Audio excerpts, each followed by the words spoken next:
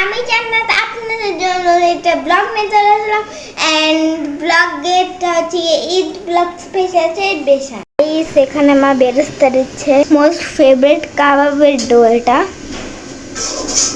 And তার একটু খাই আমি।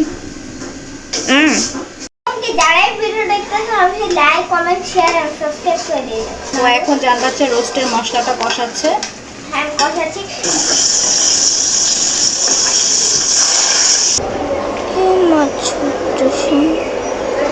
আমার এমন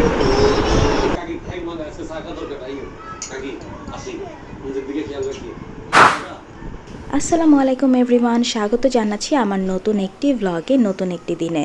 আজকে যেহেতু ফ্রাইডে স্পেশাল ব্লগ, তার সাথে সাথে কিন্তু আজকে আমাদের জন্য ঈদ স্পেশাল একটা ব্লগ। কেন বললাম, কারণ হচ্ছে যে ঈদের দিন আমুর বাসি সারাদিন ছিলাম, ঈদের পরের দিন শ্বশুর বাড়ি। তো এরকম করে ঈদের পরে আমার বাসায় আর সেরকম ভাবে রান্নাই করিনি, তাই ভাবলাম যে আজকে ঈদের একটা ভাইব আনা যাক। আর ঈদ মানে হচ্ছে ডেজার্ট, তো ডেজার্ট তো রাখতেই হবে। ফ্রিজ থেকে দুধটাও বের করে নিলাম। আজকের ব্লগে কিন্তু আপনারা জান বাচ্চাকে বেশি দেখতে পারবেন, কারণ আজকের ব্লগটা কিন্তু ম্যাক্সিমাম জান বাচ্চাই করেছে এবং সে কিন্তু আজকে আমাকে রান্না বান্নার কাজেও অনেক হেল্প করেছে।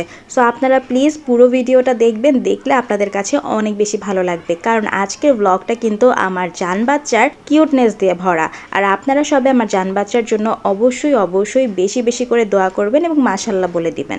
আমি জান্নাত আপনাদের জন্য একটা ব্লগ নিয়ে চলে আসলাম এন্ড ব্লগেটা হচ্ছে ঈদ ব্লগ স্পেশাল সেলিব্রেশন।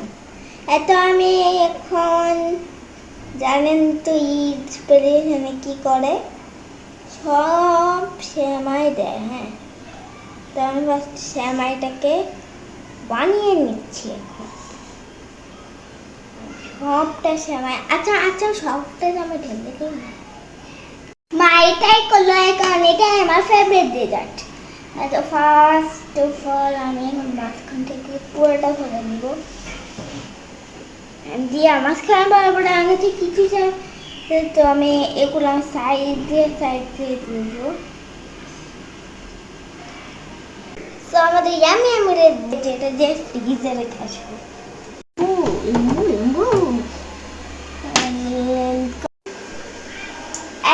তো ডেজার্টটি চলে গেল ফ্রিজে, এবং কিছুক্ষণ ফ্রিজে লাগবে, তাহলে স্বাদটা আরো ভালো লাগবে আর অনেক বেশি মজা লাগবে। আমি চলেছি পরের স্টেপে, ভিডিওটা শেষ পর্যন্ত দেখবে। এই সেখানে মা বেরেস্তা দিচ্ছে, আর এই যে এখানে কি হচ্ছে, বিফ কারি না আমু, এন্ড এখানে আমি সব মশলা টসলা এন্ড এই ওয়েদারের মধ্যে গরু মাংসের ঝুড়া, যেটা আমি সকালে খেয়েছিলাম। এন্ড এটা হচ্ছে ডিম বেরেস্তা। আর এই যে এখন আবার বেরেস্তার কাজ শুরু হয়ে গেছে, আর দেখতে পারতেছেন কত কিছু, মানে পেঁয়াজ ব্লেন্ড করা হবে, এটার মধ্যে পেঁয়াজ ব্লেন্ড করা হবে। আর এটা হচ্ছে গিয়ে কাবাবের ডো, আর মোস্ট ফেভারিট কাবাবের ডো এটা, এন্ড তার একটু খাই আমি। এন্ড জি আজকে হচ্ছে তো ঈদ মানে আমেজ চলে আসছে। একটু গ্লাসটা দাও তো, একটু গ্লাসটা দাও। হ্যাঁ, কিন্তু 1 গ্লাস পানি ভরছিলাম, এখন এখানে 2 গ্লাসের অল্প আছে।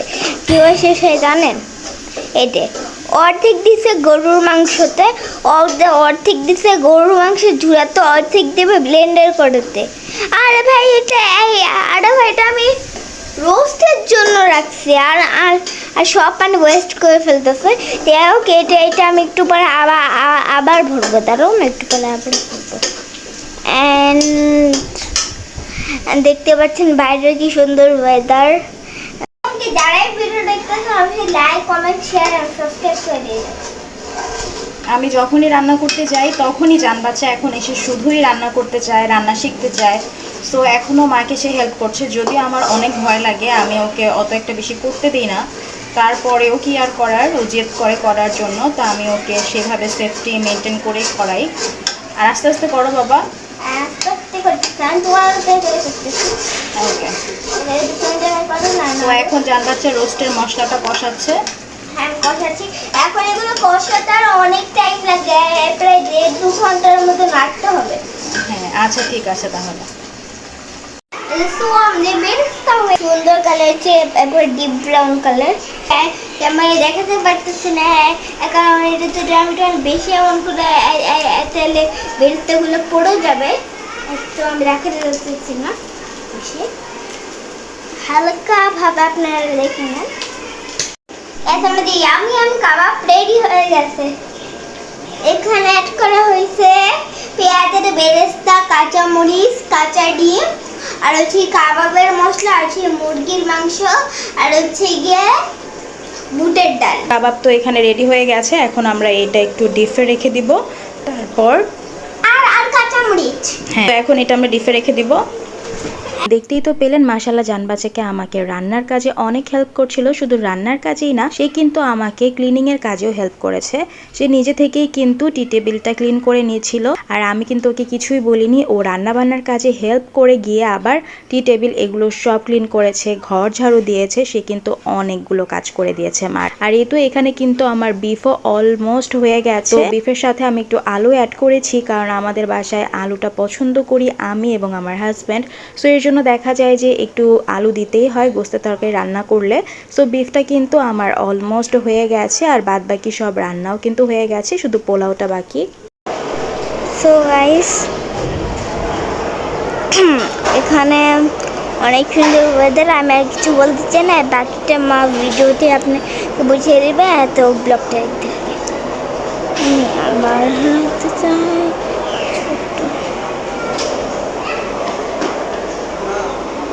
इसको भी बनता है मैं चाहे मैं छोटा इसको डाय मैं আমার চাই मैं ছোট এটাই। আর এখন ভাই সবাই নামাজ পড়তে গেছে, দেখতেছেন সবাই নামাজ পড়তে যেতেছে। করে ঘন্টা আবার হারাতে চাই ছোট্ট সময়টা মেঘের আলোয় লুকিয়ে থাকা স্কুল জীবনটায় আমার হারাতে চাই ছোট্ট সময়টায় মেঘের আলোয় লুকিয়ে থাকা স্কুল সময়টায় আমার স্কুল জীবনটা আমি আমার হাতে আমার ছোট্ট সময়টায়। আর এই তো এখানে কিন্তু পোলার চালটা আমি ভালো করে ভেজে নিচ্ছি। আর এরই মধ্যে জানবাচ্চাও বারান্দায় যে আমার জন্য ভিডিও বানিয়ে নিয়ে এসেছে, সেটা তো আপনাদের সাথে শেয়ার করলামই। সে কিন্তু দেখিয়ে দিল যে সবাই নামাজ পড়তে যাচ্ছে, তার সাথে আবার কি যেন গানও গাচ্ছিল। তো সে কিন্তু খুবই এনজয় করেছে ভিডিও করাটা। আর এই তো আমার ঈদ স্পেশাল, ফ্রাইডে স্পেশাল আজকের লাঞ্চ মেনু রেডি আছে। এখানে আছে পোলাও, তার সাথে জানবাচ্চার মোস্ট ফেভারিট, যেটা পোলাওর সাথে হলে অনেক বেশি খুশি হয়, সেটা হচ্ছে চিকেন রোস্ট। তো আমি লেবু কেটে রেখেছি, জান্নাতের বাবা নামাজ পড়ে আসার সময় শশা নিয়ে আসবে, তাই সালাডটা পরেই করতে হবে। আর এই তো এখানে কাবাবও রেডি আছে, তার সাথে বিফ তো আছেই। আর আমি যে ডেজার্টটা বানিয়েছিলাম সেটা জানবাচ্চার খুবই পছন্দের, নবাবী সেমাই। তো অলরেডি জানবাচ্চা এবং জানবাচ্চার বাবা সকালেই কিন্তু খেয়ে নিয়েছে, আর ওরা বলেছে অনেক মজা হয়েছে। সো আলহামদুলিল্লাহ, এই তো আমার ঈদের একটা আমেজ আনার জন্যই আজকে আমি আয়োজনটা করেছি। তো সব কিছু মিলিয়ে অনেক অনেক ভালো সময় কাটলো। আর তারপর এই যে বুয়ানটিকে দিয়ে সব রুটিগুলো বানিয়ে রেখেছি।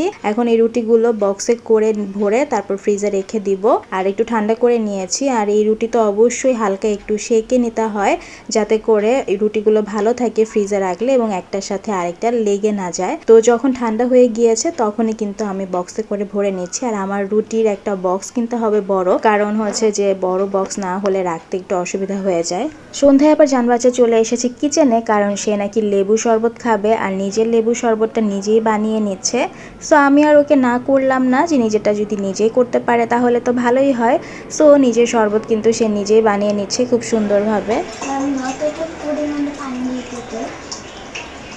বেশি দিও না, তাহলে আবার লেবু কম হয়ে যাবে।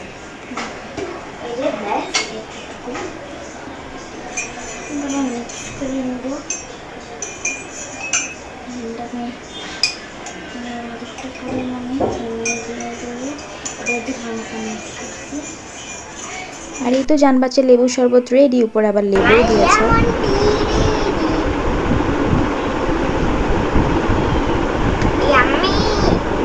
অনেকদিন পরে সন্ধ্যায় আজকে পুরি খেলাম গরুর গোস্ত দিয়ে, যেটা আগে প্রায় খেতাম। আর আমার গোস্ত দিয়ে ডাল, গোস্ত দিয়ে ডাল বলে, গোস্ত দিয়ে পুরি। তোমার ছোলে ভাটোরা দিয়ে ডাল না, ছোলে ভাটোরা দিয়ে পুরি।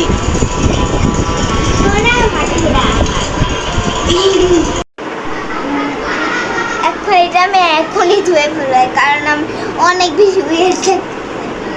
সন্ধ্যার নাস্তা তো শেষ, আর এখন কিসের পালা, সেটা হচ্ছে গরম গরম 1 কাপ চা। সো কিচেনে চলে আসলাম চা বানানোর জন্য। আর এই গরমের মধ্যেও যারা চা খেতে পারে তাদেরকে আসলে অস্কার দেওয়া উচিত। আর যে পরিমাণ গরম পড়েছে, অবশ্য আজকের ওয়েদারটা একটু ঠান্ডা ঠান্ডাই ছিল সন্ধ্যার পর থেকে। তো ভাবলাম যে তাড়াতাড়ি করে 1 কাপ চা বানিয়ে নিই। আর চা বানিয়ে কিন্তু বারান্দায় চলে এসেছি। বারান্দায় বসে বসে একটু বাতাস আসছিল, সেটা এনজয় করছিলাম। তার সাথে গরম গরম চায়ের কাপ তো আছেই হাতে। সো চাও খেয়ে নিলাম। আর সন্ধ্যার এই 1 কাপ চা হলে অনেক বেশি শান্তি লাগে। যতক্ষণ চা না খাই ততক্ষণ পর্যন্ত মনে হয় মাথাটা ভার হয়ে থাকে, কোনো কিছুই করতে ইচ্ছা করে না। চাটা খেলেই শান্তি লাগে একদম। আমি এখানে আব্বুর জন্য সেমাই নিয়ে রেখেছিলাম, বিকজ আব্বু ডেজার্ট খেতে অনেক বেশি পছন্দ করে।